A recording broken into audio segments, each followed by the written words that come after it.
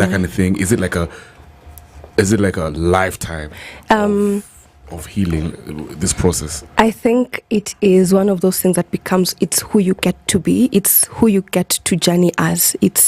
I don't want to look at it like it's a burden, like you have to constantly be seeking external support to do that. But genuinely, healing is one of those things that we as humans look at it as learning.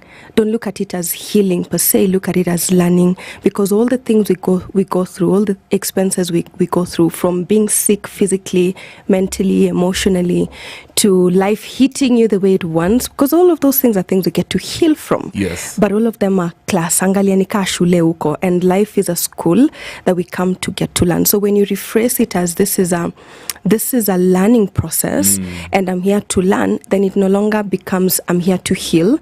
Then it doesn't feel like a burden, because some people even get triggered with the word I'm healing because they've been down the path for so long, but somehow the weight doesn't go away, the pain doesn't go away. But if they rephrase it into this is a learning process, what am I learning today? And lessons. Exactly. Yeah. And when you see it from that perspective, then even the tools and the approach you get to use to navigating a situation absolutely shifts. And then therefore you no longer have the weight of healing, I have to go therapy and all of those. Because one of the things about, while I do coaching in my practice, one-on-one coaching, I really highly recommend a self-healing path if you have the capacity. But the interesting bit is about this learning journey can be really heavy, especially when you're doing it alone. So finding a community, finding a group that can hold you accountable towards your process makes it a lot more easier. Yeah, let me ask you something. You know that I can imagine there are also older individuals who've gone through so much trauma. Yes. You know what I mean? From the time they were young. Yes. You know, is it possible to actually go back to your original essence? When I say original, it means to, you know, when you were young and innocent. Yes. You know, you were. Yes. You never. You weren't really yes. impacted by the world around you. Yes. But now you're in your 60s and your 70s. Yes. You've seen it all. Yes. Some people still miss their parents. Yes. Maybe they're orphaned I know. at that age. I know. You know, they've been through it all. No money. Yeah. You know, ups and downs. They probably Yes. lost kids. Can they actually bounce back? Is it too late? You know, there's still an opportunity to, you know, rediscover yourself. Picasso says the first half of our life we focus on learning to be an adult. Then the last half of our life we focus on learning how to be a child. So yes, there's absolute opportunities for everybody to go through the healing journey. In fact, most of my coaching one-on-one clients are much older than I am. Wakokoma 50, 60, some of them. So the journey that we get to go through. And then, you know, they always say that maturity is not about age. It's about your ability to process life. So most of us are 60, 50, 80, and we've never really fully matured. So there's an opportunity for as long as you have breath in you, you have a chance to reframe the way you get to experience life. And the truth is, if you cannot remember being a child, even the Bible talks about it, to go to heaven, to go through the eye of the needle, you kind of have to be a child. So if we don't remember our childhood essence, if we don't come back to being a child again, then we miss the whole point of this classroom being life. I love it. So it's paramount to remember being a child. Yeah. It's paramount to remember play. Because if we don't remember these parts of us, then we will constantly be carrying the weight of the world as if it's ours to bear. And our job is just to remember the essence of being light, of being a child, of living through life as if there's absolutely nothing that can face you. And if you get to that point, it doesn't matter whether you've processed all your traumas. That's not the point. The point is reminding your system to come back to lightness, to come back to being playful, to come back to being a child. Once you're there, processing everything you've gone through is easy, is much easier. Even the way you get to deal with it is there's that essence of lightness that comes into that healing journey, learning journey, that makes it, you want to do it. You want to go through the hard things because you remember then at that point, it's only then through the hard things that you get to learn. You know, while you're speaking, by the way, that essence, it's such a miraculous place to be in. I'm just imagining, and actually that's when you start attracting blessings. Yes, because it's almost as if you're trusting. You become magnetic. Yes, you draw things to you. Yeah. Okay, Steph. Wow, it sounds like, because I'm reading this book by Joseph Murphy. It's exactly what you're saying, how we have to envision things to be able to attract things. Yes. But let me ask, what was your turning point that you said, I'm not going back to my old company, I'm not going back to that whole life, I want to start my own firm and build other people? When was that for you? 2 years ago, I was still employed, and while in my employment, my granddad was a teacher, but that part of me wasn't activated until at least 2 years ago. And it was when I was doing the job I was doing, that's when I landed into, okay, guys, I absolutely love teaching. Like, I really love it. I could be physically sick. I remember there's a time I'd eaten KFC, which was the last time I had chicken, by the way. And I had a full day of training across Central. So I was driving, I had the office driver was taking me through Safaricom shops, was doing training. I was throwing up and having a running tummy. But the moment I entered a class like this, like a session to do training, this is corporate training. Right. I'm so okay. My stomach is fine. And I would stand. You can imagine you've been throwing up all through the journey. You enter a session and it's as if you were never sick. Nothing happened. Nothing. And then after I'm done with the session, I go back into the car. Boom, we're back to running and all of those stories. So, but then that job ended. If you all remember when tech companies were laying people off globally, 2023, I also lost my job at the time. And then at that point, I was like, listen, you've been reminded that you're a teacher. You have the teaching. In fact, some corporates would tell me, Chebet, you send us those tech stories, because I was in a tech organization. Tutajisomea, we just send it and then we'll go through it ourselves. We can Google. You come teach us these things you're talking about. This one's about self-mastery, self-leadership.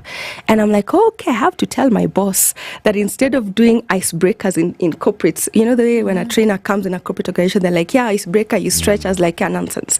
Let's talk about these things. And by the time I was done with the session, everybody's just glued and listening. I was like, okay, so this is something. So it wasn't this journey of me having to teach and heal and share healing tools wasn't something I'd envisioned 5 years plan.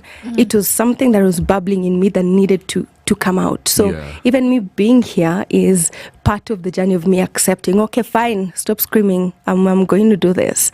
So it feels as if it's just been one of those parts that my soul knew it had to go through. And when the time came for me to wake up in this space, I had no option. I had to get up, because every places I was pushing me out. And when you're in spaces where you're constantly being spit out, you realize that, okay, now it's at this point I kind of have to create what I feel in my heart would give me grace. And it's been an incredible journey, and I cannot change what I'm doing for anything else. Wow. Yeah. If we talk about these programs, maybe let's just dive into these programs that you're actually doing with the organizations to, drive this resilience. Maybe you can just give us what are these methodologies that you use and the core principles that you run by. I train. Okay. So first of all, the main program that I train is self-mastery through self-leadership. You remember the whole point is Nimimi, I am the medicine. So there are 3 key modules that we get to cover during this training. And to use an analogy is, imagine yourself as a river, okay? Just Nairobi River. You all know how Nairobi River looks like. Right. Good. Now imagine most of us are literally like Nairobi River right now, internally. We are trashy, messy, like so much things is disturbing the peace of our river. So we need to first identify, assess, be aware of the fact that our river is messed up. So that's the first module, self-awareness. Getting to the point of understanding our river, and if you look at that as physically, that's our body. Our body is where our essence gets to play. This is what carries us through this life. So our rivers are constantly tarnished. So we need to identify first the fact that, okay, this river is messed up. So we need to block all the outlets to the river that is creating the trash. So if there are any factories emptying to the river, we block those factories so that we can find the river. We can let the mud settle. We can let the shit settle. No, you context. Context. Good. There's in the river. Yeah, it's actually there. It's actually there. So you're good. You're good for now. You're on track. Okay, good. So we let all of that settle, and then now we start understanding, okay, so this is a plastic, this is a karatasi, this is trash, we need to remove them. So that's the second module, self-regulation, to start to understand what's the stories that have been constantly running in my mind that is making me even allow these outlets to bring in trash into my river.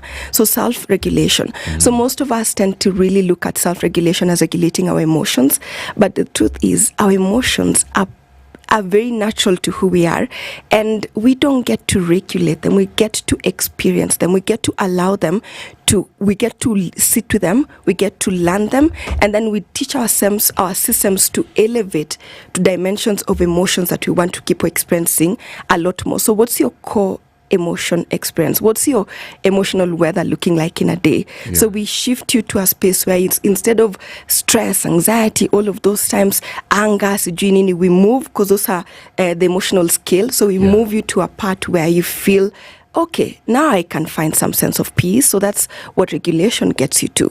And then the last phase is self-transcendence. Right. Now that's where we go back to being a child. That's where we see, okay, so these are the stories I went through. This is why I was even giving people the space to dirtify my river. Yeah. So now we start going to pick them up. So those are the stories you went through since you were a child. And all of this, there are specific tools and processes you get to go through. But don't be cheated. There is no quick method to healing. The same way it took you years to pile that shit up, it will also take you equally, almost similar time to release it. Yeah. That said, it doesn't take the fun from life, because the moment you learn to regulate your system, meaning come back home to your body, and the mind is no longer creating stories, and the only thing that is remaining is the layer of stuff that you need to work through, it doesn't take away the joy. You'll still be experiencing peace, you'll still be experiencing life with easiness, while still processing those things. I want to touch on that point. By the way, guys, if you're just joining us right now, we're hanging out with Gloria Chebet. She's the CEO of an organization known as Nyeri, and she's also a transformative leader and a visionary coach. And we're talking all things resilience, creativity, and purpose. Yes. I mean, the tone on social media, the internet, the Kenyan internet streets, even out here in the bars, in schools, you know, in organizations, in companies like these ones over here. In most cases, there's a negative tonality going on. It's like people are frustrated about the economy. You know, people are hopeless about the future. No one knows. No one pretty much knows where the country is headed towards. That's true. But you're telling us. But even in the midst of all these things, especially for the people who've gotten themselves out there and they're intentionally healing, they've acquired the tools that you're talking about, they're digging deep, whatever the sources that they're using, you're telling us, even if it's going to take some time, because it's going to take time for you to go through this whole process. Yes, it is. We can still be playful. So for Kenyans, no matter all these things that are going through around us that we can see, are you telling us we can still enjoy the process? Absolutely. We can still chill. We can still be hopeful. Yes. We can still be creative and live out our full purpose, even if they're telling us there's an unemployment crisis in the country. There's a sense of anarchy. Is that what you're saying? You see, the thing is, the way the world has structured us for the past couple of years, generations, not just at me alive, you know, my father's fathers and stories like that. The world has gently shaped us to become consumers instead of creators. And because of this narrative that we've gotten to live in, we've gotten to a place where we are constantly dependent on an external source to give us some form of sustenance or providence to make us feel whole. Which is why we are constantly dependent on, nilikuwa nataka kusema jina ya president, the one that's on the streets, but anyway, which is why we keep on saying, the government is responsible for X, Y, Z and all of those things. But listen, we've been playing that cycle over and over and over for as long as we gained independence, and even before. So the truth is, to break that cycle, we kind of have to stop that game. We have to stop playing that game. What do I mean by that? If you look at the way we get to handle even the stories that we had on the streets the other day, know that I don't support them. I really do, because us stepping out and expressing what we feel is important. But the energy behind how we do things determines the outcome. If the system is trying to use anger or tries to use our fear to get to control you, and then it's the same fear that you're using to go back to the streets to fight against it, you're really just supporting the system instead of enabling yourself. That is so profound. Right? Damn. So that's why we will never win when you play in the game of somebody else's, when you're playing with somebody else's chessboards. But if you change the entire game, meaning you're no longer dancing in the way the world expects you to dance. I'll give you an example. When you walk down the streets and you meet a mad person, right? You know this guy, the mind has flipped. Akikutukana, what will you do? I'll ignore. Ignore, hata utacheka ama hata utambaya maji mwambie boss, relax, shika. Imagine the world, the way the world is operating, it's like madmen.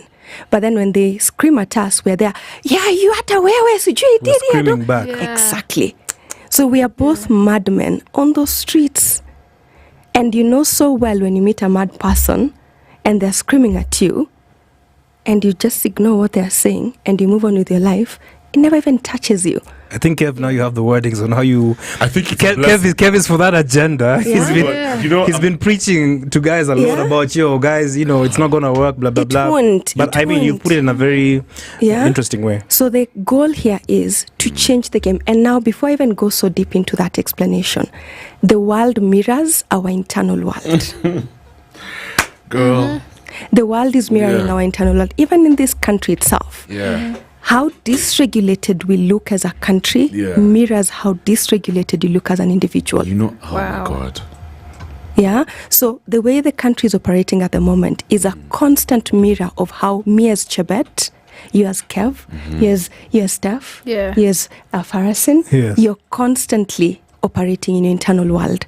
So if you want your external world to look anything different, then you kind of have to start balancing your internal world. Because the moment you do that, you'll go to the streets, mata takusplashia maji, you'll just move on with your life.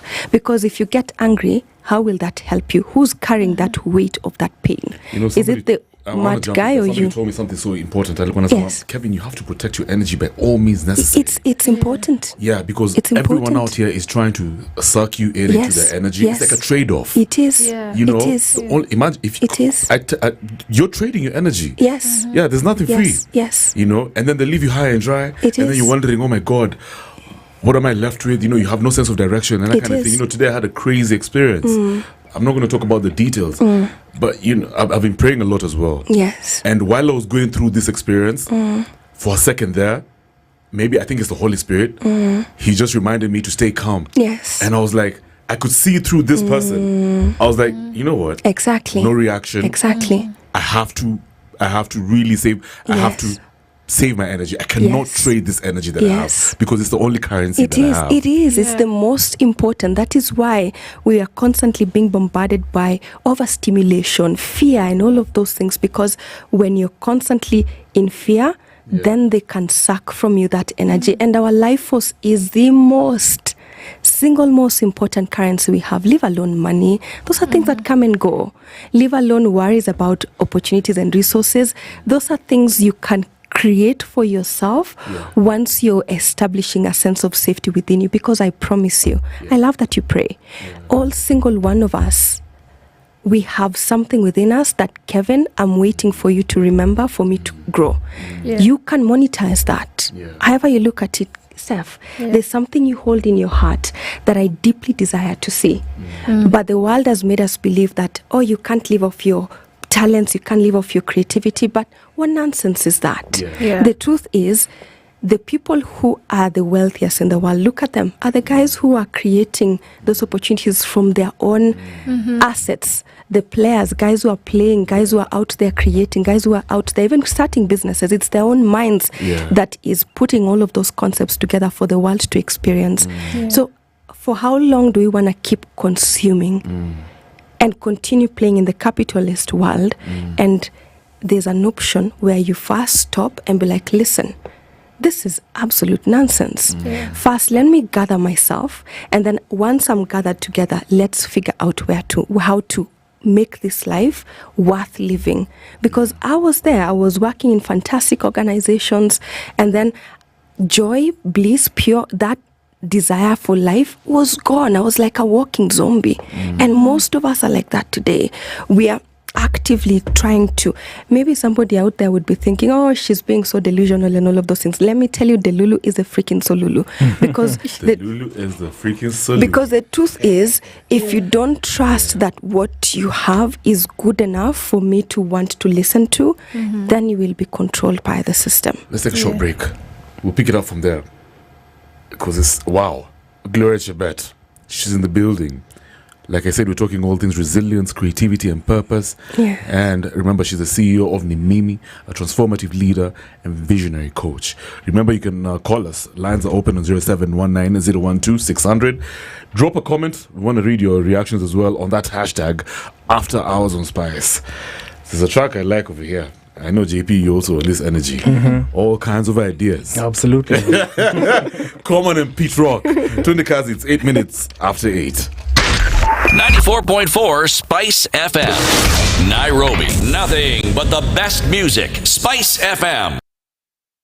Listen. This is a black. This is a black.